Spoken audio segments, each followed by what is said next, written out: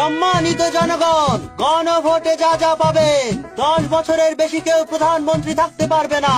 বিভাগীয় শহরে উচ্চ আদালত স্থাপন, রাষ্ট্রপতি ও প্রধানমন্ত্রীর ক্ষমতার ভারসাম্য, তত্ত্বাবধায়ক সরকার গঠিত হবে সরকারি দল এবং বিরোধী দলের অংশগ্রহণে।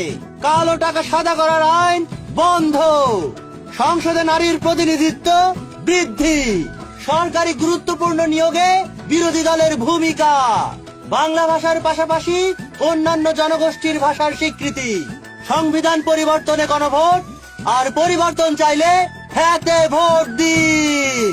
সম্মানিত জনগণ, নির্বাচনে শরিক হন। দেশের চাবি আমার হাতত দিন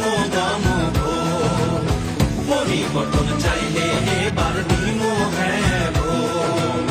দেশের চাবি আমার হাতত দিন আরে পরিবর্তন